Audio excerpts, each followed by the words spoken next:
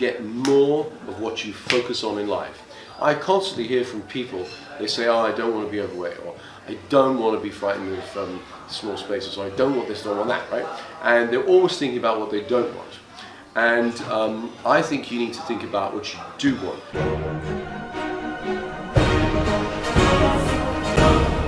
Hi everyone, and welcome to this video. In this video I am very excited because I have Paul McKenna here with me. Now if you've been living under a rock and you don't know who Paul is one of the world's greatest hypnotists. He is the best-selling author of a number of books. Change Your Life in 7 Days, I Can Make You Rich, I Can Make You Happy, I Can Make You Sleep. He hasn't written I Can Make You Bigger, but hopefully that's coming. Not that I need it, not that I need it, but I'm actually very excited, Paul, because I have interviewed a number of hypnotists. I've become a bit of a hypnotist myself, but my first experience with hypnosis was your Change Your Life in 7 Days CD. Yes. That was so very exciting. Thank you. Yeah, I'm so pleased you liked it. Yes. And Paul, so the question I wanted to ask is, you've written a number of books on how people can change their lives and make big differences in their lives. Yeah. And as an expert on personal change, what 3 tips would you give to someone that is looking to make a change but isn't sure where to start? You know, I wrote a book called The 3 Things That Will Change Your Destiny Today. And this came from, I was at a dinner party, and a lady called Karen Brady, who's a fantastic entrepreneur, asked me, what's like the one thing, Paul, the one thing that makes the big difference? And I said, I can't see that there's one thing, but if you pushed me, I would say you get more of what you focus on in life. I constantly hear from people, they say, oh, I don't want to be overweight, or I don't want to be frightened of small spaces, or I don't want this, don't want that, right? And they're always thinking about what they don't want. And I think you need to think about what you do want. Sure, think about what might go wrong so you can avoid those potential problems. But my friend Michael Neal, who's a famous life coach in America, he says, if you just go and tell a lamppost your plans every day, they're more likely to happen. Now, also, I think it's very important that what you're focusing on comes from your values. Because I used to be all about money, success, power, status, that kind of stuff. And I've been living in Los Angeles and Beverly Hills for 10 years, a town of ruthless overachievers. So I was very well suited to it. But I had a change and a shift in my lifestyle. In fact, I'm married, I'm very happy, and I like to live my values every day. So my values are things like, the most important things to us: love, laughter, family, making a positive contribution to the world, loyalty, freedom, those sorts of things. Now, of course, they mean something different to everybody, but if I can tick the box each day going, did I feel loved today? Did I do something positive for the world? Did I laugh, etc.? Then I know that my life is rich, right? Because being rich is more than just having money. A billionaire can afford a better bed than you or I, but can they buy a good night's sleep? No. That's something that I really value, and I sleep well. Yeah. So I've found that a lot of the things that really make me feel rich are the company of good friends, my health, having some purpose. The famous psychiatrist Viktor Frankl said, "Purpose is the cornerstone of good mental health." And I think having a purpose, some people believe in God, some people believe in a higher power, some people don't. I like to think that there is something bigger, greater than me.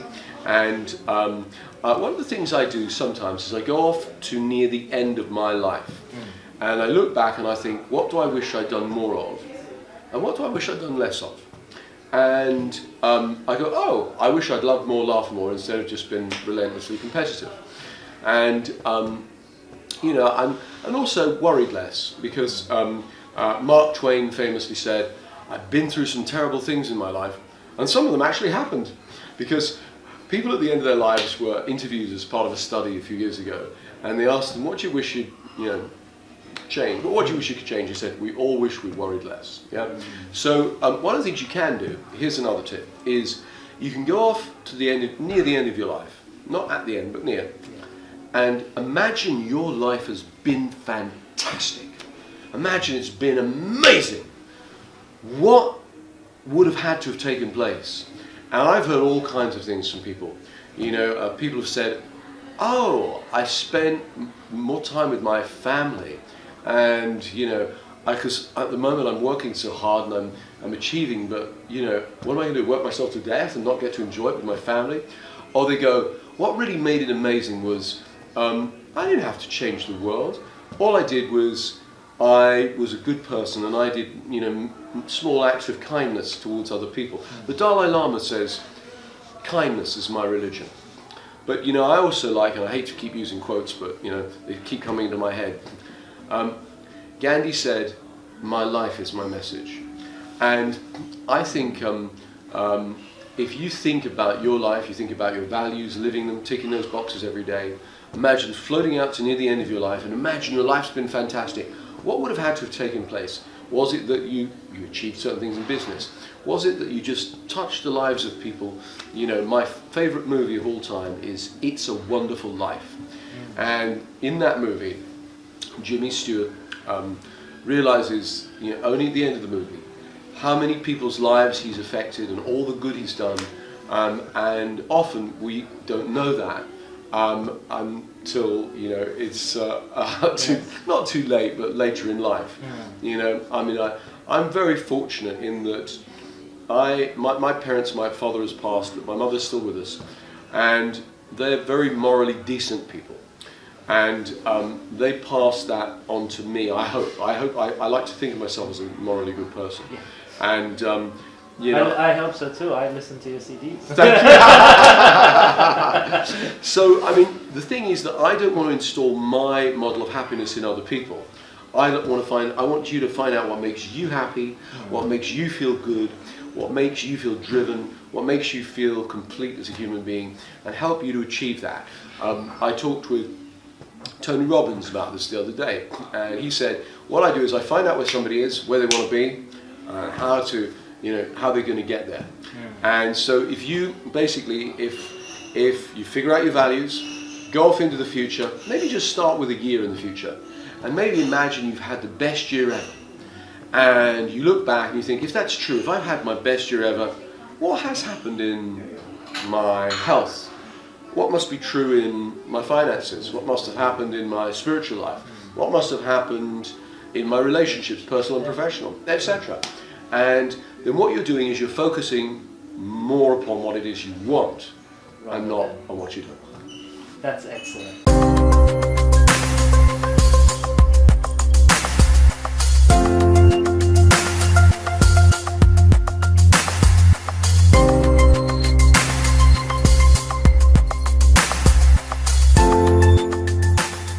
Thank you. Well, as someone that loves contribution and touching people's lives, I hope this video touches a lot of people's lives, and I am very grateful for you coming on today. Thank you very much, Paul. Thank you. Thank you. God bless. Hopefully we'll see you in the Middle East sometime. Oh yes, I'm planning to come back soon. I love the Middle East. God bless. Shukran. Can you just say something for me? I just Hello, checked Mary had a little lamb, she also. Perfect. She did have a great lamb, actually. It was halal too, that's why. Oh, hello Internet.